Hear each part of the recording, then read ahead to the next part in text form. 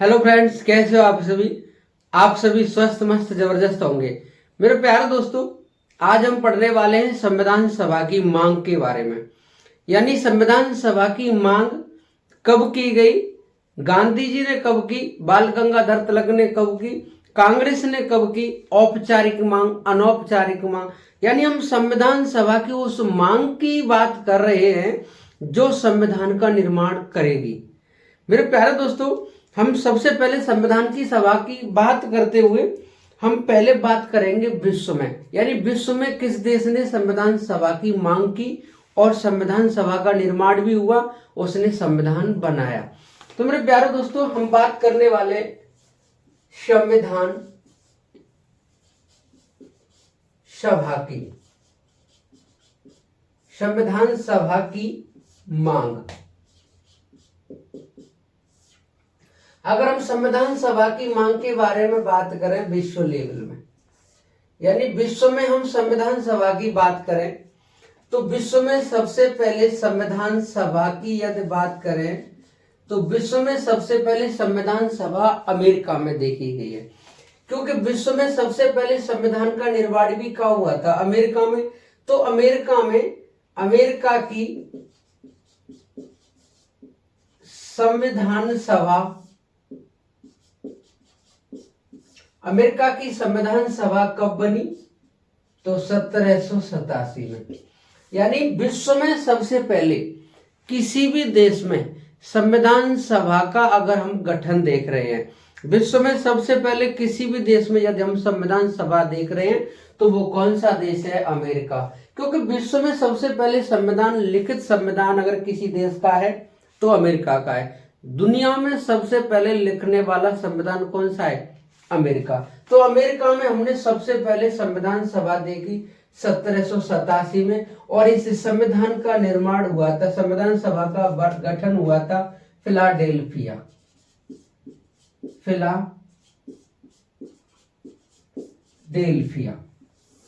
यानी संविधान सभा कहां बनी थी?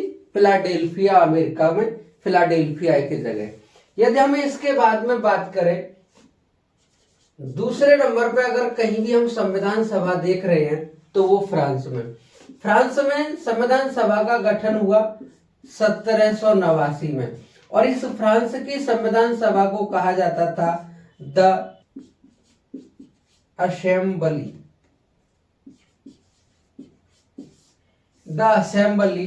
Of France. यानी द नेशनल असेंबली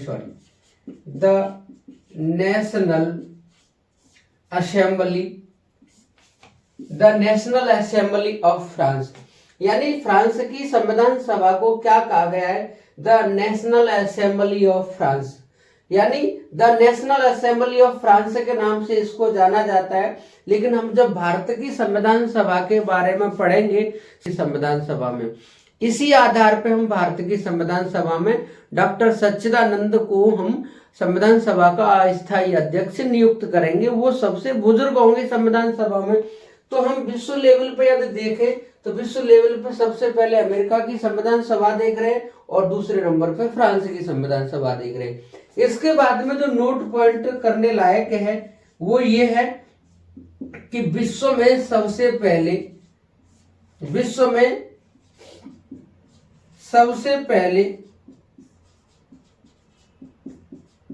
संविधान सभा का विचार किसके माइंड में आया? संविधान सभा का विचार किसने दिया? यानी विश्व में सबसे पहले संविधान सभा का विचार किसने दिया? तो विश्व में सबसे पहले यदि संविधान सभा के विचार की बात करें तो इंग्लैंड का एक व्यक्ति जिसका नाम है सर हेनरी मैन। यानी संविधान सभा का विचार सबसे पहले किसने दिया है दुनिया में? तो संविधान सभा का विचार सबसे पहले किसने दिया है? सर हेनरी मैन ने। तो 2-3 पॉइंट है जो कॉम्पिटिटिव एग्जामों में हमारे आते हैं। विश्व में सबसे पहले संविधान सभा की मांग, फ्रांस ने संविधान सभा, यानी फ्रांस में संविधान सभा का गठन कब हुआ, और विश्व में सबसे पहले संविधान सभा का विचार किसके दिमाग में आया? तो सर हेनरी मैन। मेरे प्यारे दोस्तों, इसके बाद में यदि हम भारत में बात करते हैं, ये तो हमने बात की विश्व लेवल पे, यदि हम भारत में बात करेंगे तो भारत में संविधान सभा की मांग की यदि हम बात करें तो भारत में सबसे पहले संविधान सभा की मांग 1895 में, भारत में सबसे पहले संविधान सभा की मांग। अब हम कहाँ की बात कर रहे हैं? भारत में संविधान सभा की मांग। भारत में संविधान सभा की मांग सबसे पहले 1895 में बाल गंगाधर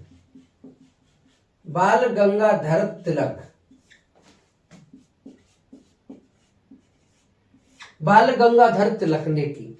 विश्व में यानी भारत में सबसे पहले संविधान सभा की मांग किसने की? बाल गंगाधर तिलक ने। और इन्होंने स्वराज विधेयक में ये मांग की। यानी किस विधेयक में मांग की? स्वराज विधेयक में। तो भारत की हम बात करें, भारत में सबसे पहले संविधान सभा की मांग करने वाला व्यक्ति कौन है? बाल गंगाधर तिलक। इसके बाद में यदि हम बात करेंगे 1918 में कांग्रेस का अधिवेशन हुआ। कांग्रेस का अधिवेशन 33वां था। और कांग्रेस के 33वें अधिवेशन में ये बात कही गई, हमारे भारतीयों को अपूर्ण आत्मा की अभिव्यक्ति है। और ये सब किस लिए किया जा रहा है? ये सब किया जा रहा है कांग्रेस के द्वारा। यानी कांग्रेस ये बात कह रही है यहाँ पे भारत में अपूर्ण आत्मा की अभिव्यक्ति है, हमें संविधान सभा चाहिए। लेकिन मेरे प्यारे दोस्तों, इसके बाद में हमने एक्ट देखा है 1919 कि संविधान सभा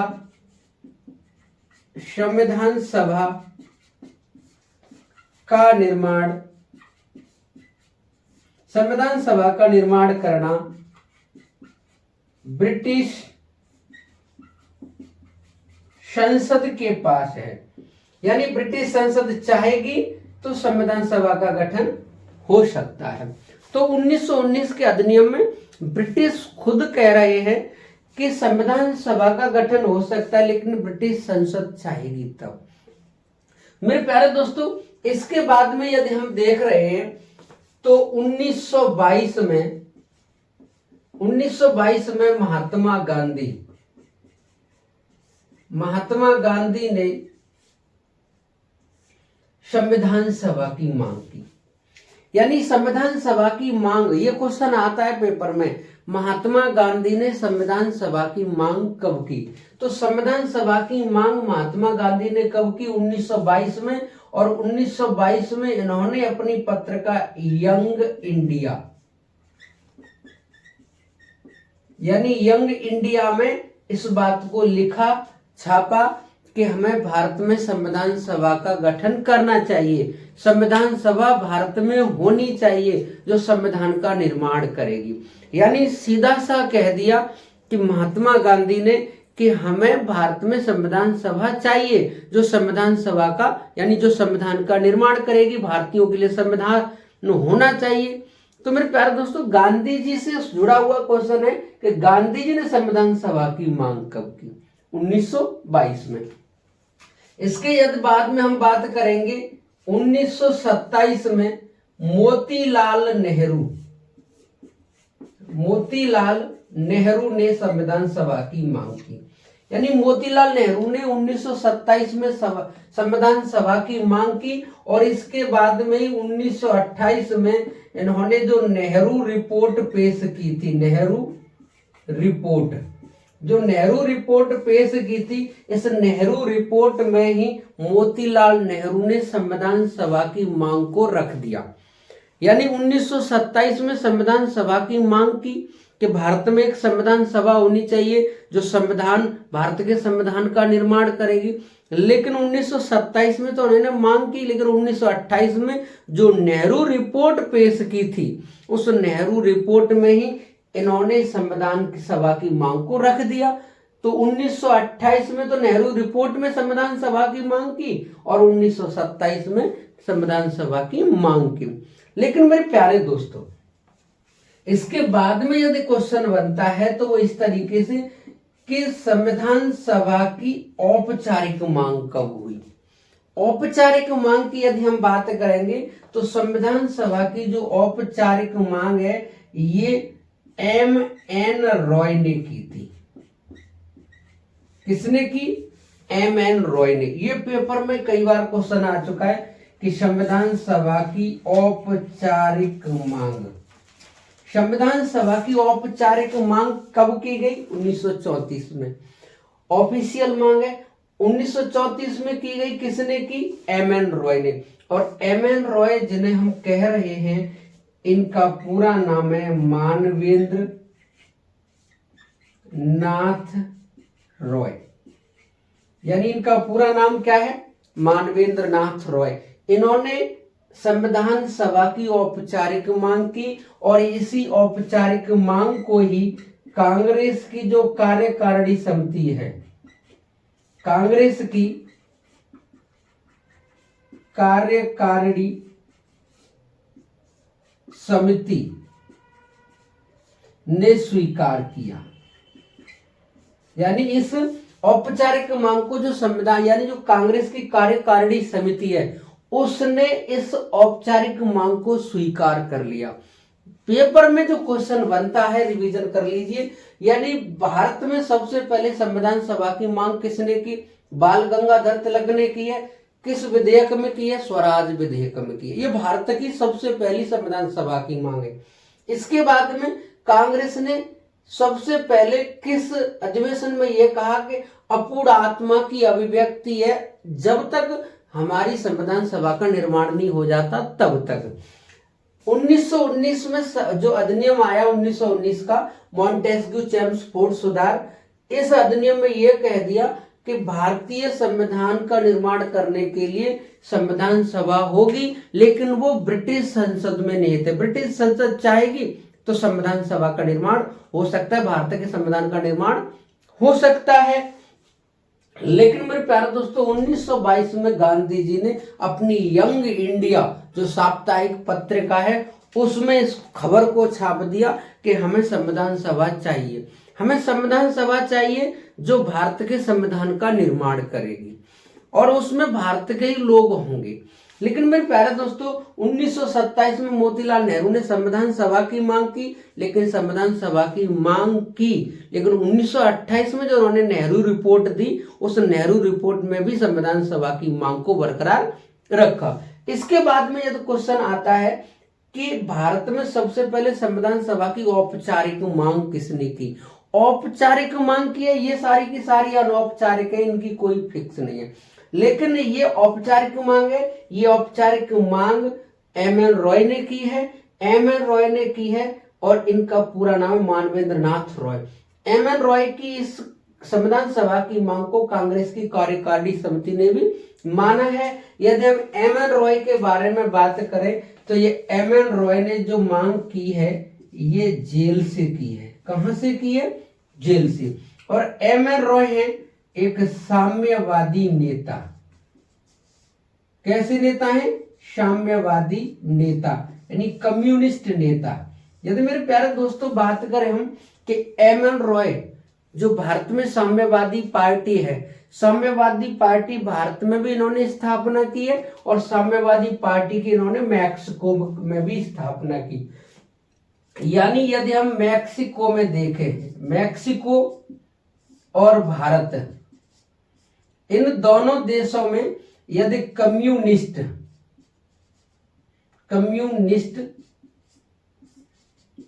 पार्टी की बात करें तो इन दोनों जगह पर ही मानवेंद्र नाथ रॉय ने स्थापना की है। भारत में भी की है, मैक्सिको में भी की है। इन्होंने जेल से एक पुस्तक लिखी, स्वतंत्र भारत का संविधान। उस स्वतंत्र भारत के संविधान नामक पुस्तक में इन्होंने इस संविधान सभा की मांग को रखा। किताब में लिखा है अपनी में, किताब का नाम क्या है? स्वतंत्र भारत है, स्वतंत्र भारत का संविधान। इन्होंने इस पुस्तक में लिखा है कि भारत में एक संविधान सभा होनी चाहिए। तो मेरे प्यारे दोस्तों, यहां तक आपकी समझ में आया होगा।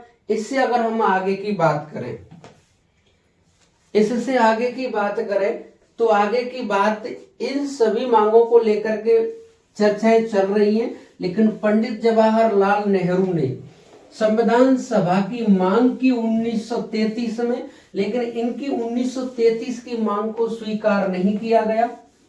और उसके बाद में स्वीकार कब किया गया ये देखना है। यदि हम बात करें सबसे पहले पंडित जवाहरलाल नेहरू के बारे में, तो 1933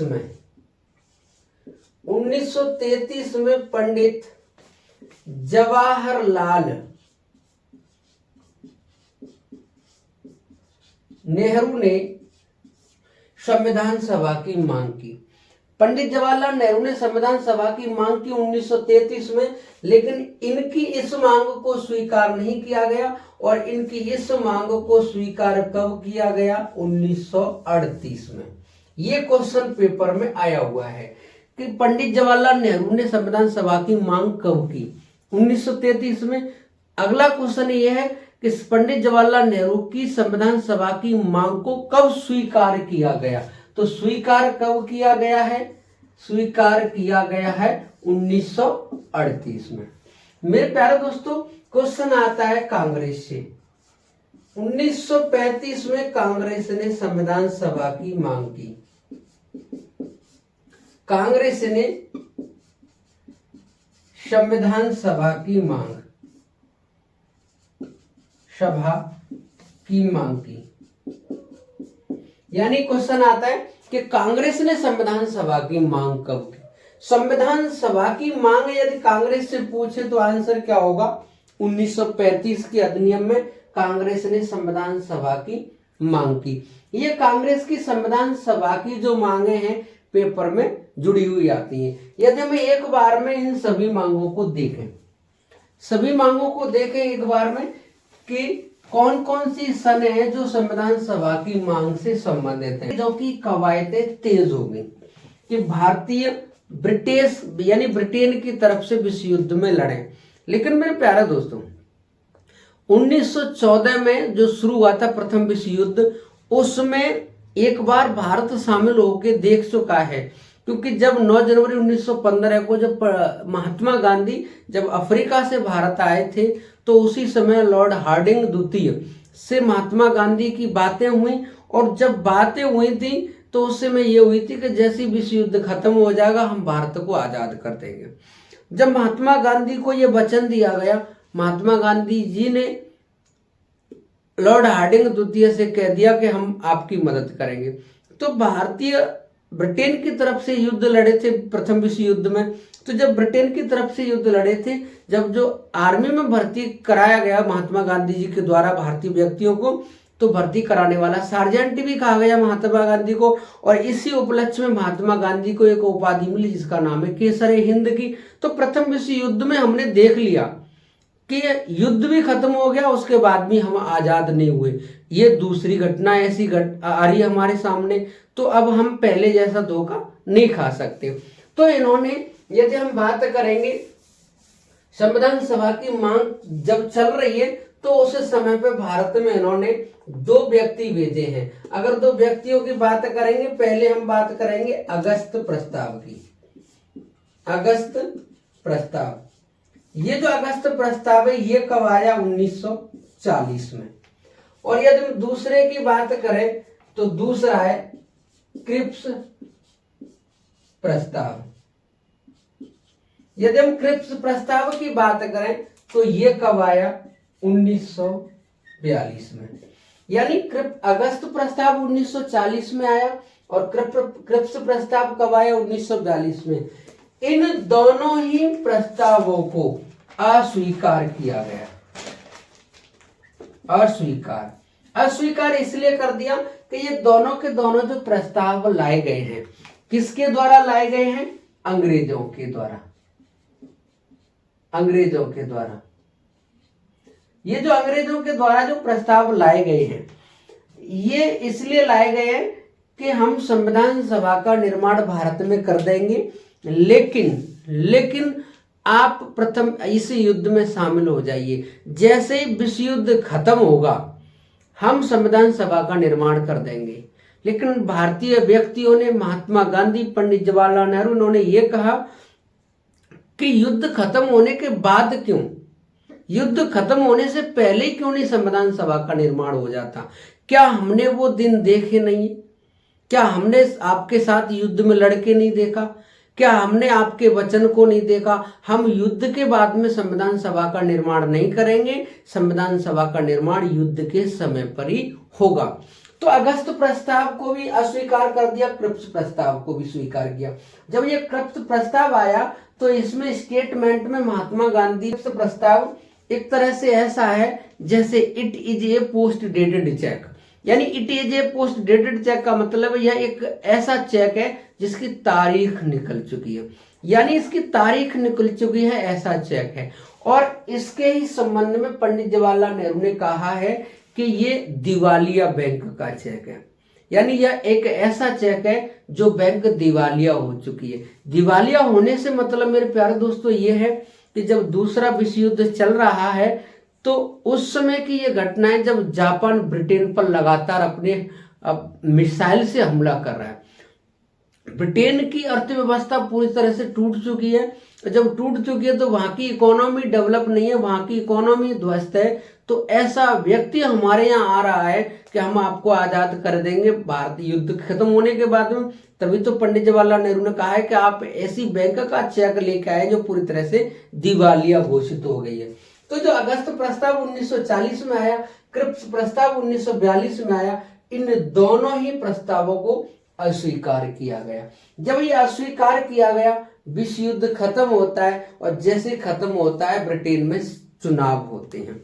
चुनाव, जब ये विश्व युद्ध चल रहा है उसमें ब्रिटेन का प्रधानमंत्री कौन है, या जब ये क्रिप्स प्रस्ताव आ रहा है तब ब्रिटेन का प्रधानमंत्री कौन है, इससे क्वेश्चन संबंधित आते हैं। लेकिन जैसे चुनाव होता है सरकार किसकी बनती है वो देखते हैं। मेरे प्यारे दोस्तों, संविधान सभा की मांग से कोई भी क्वेश्चन आपका आने वाले किसी भी पेपर में नहीं छूटेगा। यदि हम बात करेंगे दल की, यानी दल की हम बात करेंगे, दल कितने प्रकार के होते हैं विश्व में? तो कई देश ऐसे जिनमें एक दलीय सरकार है, कई देश ऐसे हैं जिनमें दो दलीय सरकार है, और देश कुछ ऐसे जिनमें बहुदलीय सरकार है। यानी दल के आधार पर यदि देखा जाए, दल के आधार पर अगर देखेंगे तो एक दलीय, दूसरा दो दलीय, यानी ऐसा कौन सा देश है या कौन से देश है जिसमें केवल दो ही पार्टियां हैं, और एक है बहुदलीय। ये दो दलीय देश, ये बहुदलीय देश, और यहां पर एक दलीय देश। तो मेरे प्यारे दोस्तों, एक दलीय देश यानी ऐसा कौन कौन सा देश है जिसमें केवल एक ही पार्टी है, वही सरकार करती है, वहां पे चला रही है।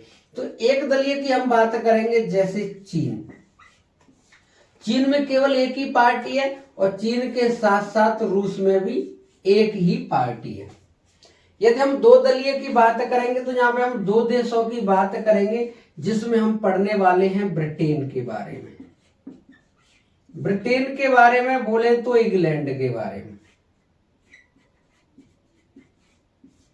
इंग्लैंड के बारे में। यहाँ पे जो दो पार्टी हैं उनके बारे में हम देखें तो जो दो पार्टी है यहाँ पर, एक है कंजर्वेटिव पार्टी, कंजर्वेटिव पार्टी, और दूसरी जो पार्टी है वो है लेबर पार्टी या मजदूर पार्टी।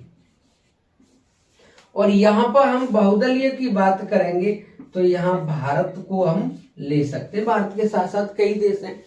यानी जो देश होते हैं वो इस तरीके से होते हैं, किसी देश में एक ही दल चल रहा है, किसी देश में 2 दल ही है और किसी देश में बहुदल। बहुदल हमारे यहाँ पे बहुत सारी पार्टियां हैं, लेकिन हम ब्रिटेन की बात कर रहे हैं। ब्रिटेन में 2 ही पार्टियां, एक तो कंजर्वेटिव पार्टी और एक है लेबर पार्टी।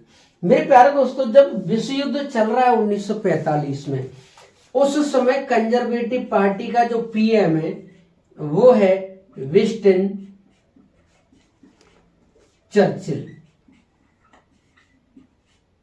यहां प्रधानमंत्री कौन है? Winston Churchill. ये दूसरे विश्व युद्ध को तो जीत जाता है, लेकिन मेरे प्यारे दोस्तों जब 1945 में चुनाव हो रहे हैं वहां पर, तो ये चुनाव हार जाता है। विंस्टन चर्चिल उस समय इंग्लैंड का प्रधानमंत्री है जब हमारे यहाँ पे क्रिप्स प्रस्ताव भेजा गया है, अगस्त प्रस्ताव भेजा गया है। ये उस समय ब्रिटेन का प्रधानमंत्री है। लेकिन जैसे ही विश्व युद्ध खत्म होता है 1945 में, ये विंस्टन चर्चिल की जो पार्टी है कंजर्वेटिव पार्टी चुनाव हार जाती है। और चुनाव कौन सी पार्टी जीतती है? Labour party. जब ये लेबर पार्टी जीतती है तो इसके पीएम बनते हैं क्लीमेंट एटली। कौन बनते हैं प्रधानमंत्री? क्लीमेंट एटली। और ये जो क्लीमेंट एटली है, इनका तालमेल भारत के व्यक्तियों से खाता है। क्यों खाता है? क्योंकि विंस्टन चर्चिल को पहले से अंदेशा था कि लेबर पार्टी की सरकार बनेगी तो भारत जहां कुछ समय बाद आजाद होगा, उससे कई पहले समय भारत आजाद हो जाएगा। क्योंकि ब्रिटेन में जो लोग रह रहे थे उन्होंने पूरी तरह से सपोर्ट किया क्लीमेंट एटली की सरकार को। प्रधानमंत्री बन गए क्लीमेंट एटली। जैसे क्लीमेंट एटली ने जैसी सरकार बनाई और सरकार में पहला ही विधेयक पास करवा दिया जिसका नाम है कैबिनेट मिशन 1946। Cabinet mission 1945। जैसे कैबिनेट मिशन 1945 पास कराया और पास कराने के बाद में 3 व्यक्तियों को भारत में भेजा। और भारत में भेजा तो इसमें 4 बातें थी और भारत में संविधान सभा का निर्माण करना था। तो मेरे प्यारे दोस्तों, जैसे ही सरकार बनी ब्रिटेन में क्लीमेंट एटली की लेबर पार्टी की, जैसे ही सरकार बनी और सरकार बनते ही इन्होंने अपनी पार्लियामेंट में एक हाउस ऑफ कॉमन्स, यानी हाउस ऑफ कॉमन जिसे लोकसभा कहा जाता है, हाउस ऑफ कॉमन यानी house of common, house of common यानी हाउस ऑफ कॉमन जिसे हमारे यहाँ पे लोकसभा कहा जाता है। यहां से विधेयक पास करवाया और विधेयक का नाम क्या था? Cabinet mission 1945। ये पहला ही विधेयक पास हो गया पार्लियामेंट से। जैसे ये कैबिनेट मिशन पास हुआ, इसमें 3 व्यक्ति भारत आए। इसी कैबिनेट मिशन को ही भारत में कैबिनेट मिशन कहा जाता है। और ये कैबिनेट मिशन भारत कब पहुंचा? 24 मार्च 1946 को। ये कई बार क्वेश्चन आ चुका है पेपर में। यानी कैबिनेट मिशन भारत कब पहुंचा? 24 मार्च 1946 को। और इस कैबिनेट मिशन 24 मार्च 1946 को कहां पर पहुंचा? तो आंसर है दिल्ली में। कहां पहुंचा? दिल्ली में। जैसे ये दिल्ली में पहुंचा, इसने अपना जो आने का जो तरीका है वो साफ नहीं किया कि हम किस लिए भारत में आए हैं। तो ये जो कैबिनेट मिशन है, इसके बारे में यदि हम बात करें तो इसमें 3 व्यक्ति हैं, जिसमें हैं स्टोफर्ड क्रिप्स।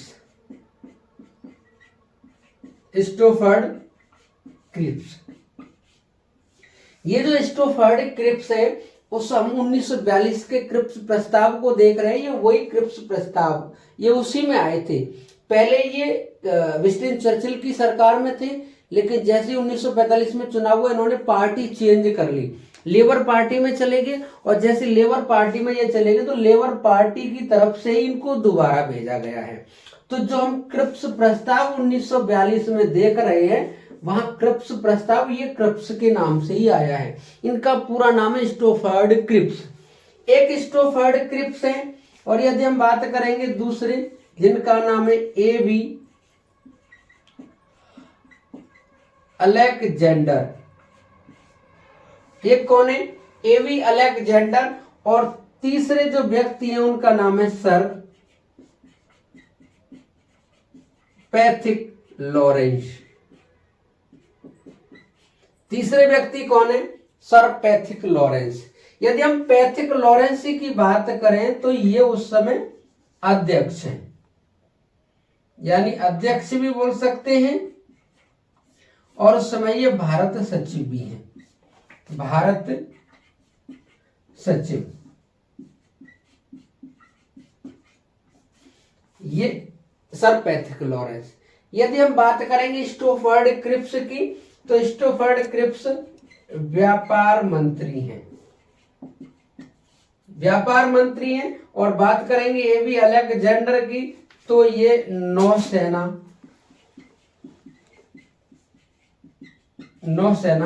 मंत्री हैं। तो पेपर में कई बार क्वेश्चन आ चुका है कि स्टोफर्ड क्रिप्स पर यानी कौन से विभाग से आए थे? व्यापार मंत्री से आ रहे हैं। एवी अलेक्जेंडर नौसेना मंत्री हैं, नेवल मिनिस्टर। और सर पैथिक लॉरेंस कौन है? अध्यक्ष है, ये भारत राज्य सचिव है, भारत सचिव है। ये तीन व्यक्ति भारत में आए। 24 मार्च 1946 को भारत आए। ये दिल्ली में आए, लेकिन ये जब भारत में आए हैं तो 4 बिंदु हैं, 4 बातें हैं, उनको जानना बेहद जरूरी है। तो मेरे प्यारे दोस्तों, इसका आप स्क्रीनशॉट लीजिए। जो 4 बातें हैं उसको हम बताने वाले हैं। स्क्रीनशॉट तो ले लिया होगा। अब हम बात करने वाले हैं, यानी ये जो कैबिनेट मिशन भारत आया है 24 मार्च 1946 को, इसके कार्य क्या है? ये क्या करने के लिए आया है? इसने किसको अस्वीकार किया और किसको स्वीकार किया?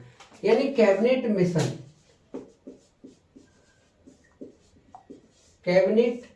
मिशन 1946 जब ये भारत में आया है तो इसने 4 बातों को ध्यान में रखा है। सबसे पहली बात, भारत में संविधान सभा का गठन करना है। यानी पहली बात क्या है कि संविधान सभा का गठन करना है भारत में जाके। दूसरी बात, मुस्लिम लीग के अलग संविधान सभा की मांग को, अलग संविधान सभा की मांग को अस्वीकार किया गया, यानी अस्वीकार दिया। तीसरी बात यह है कि भारत में अंतरिम सरकार का गठन करना है, अंतरिम सरकार का गठन करना है। यानी जब तक नई सरकार नहीं बन जाती है भारतीयों की, तब तक अंतरिम सरकार, इंटरिम गवर्नमेंट हम बनाएंगे। और चौथी बात जो है, भारत में यूनियन यानी संघ, यूनियन का गठन करेंगे। ये 4 पॉइंट थे कैबिनेट मिशन के पास। हमारे 4 काम है। कैबिनेट मिशन ने कह दिया ये 4, लेकिन मेरे प्यारे दोस्तों 24 मार्च 1946 को तो भारत आ गया। 24 मार्च 1946 को ये दिल्ली में आ गया, लेकिन इसने अभी अपनी मंशा साफ नहीं किया कि हम भारत में किस काम के लिए आ रहे हैं। मेरे प्यारे दोस्तों, इसके ये 4 काम हैं। कल हम कैबिनेट मिशन और अंतरिम सरकार पढ़ेंगे। संविधान सभा की मांग से संबंधित कोई भी आपका क्वेश्चन हो, आप कमेंट करके पूछ सकते हैं। मेरे प्यारे दोस्तों, कैसी लगी क्लास? अगर क्लास अच्छी लगी हो तो अपने दोस्तों में शेयर करें, वीडियो को लाइक करें और चैनल को सब्सक्राइब करें। जय हिंद, जय भारत मेरे प्यारे दोस्तों।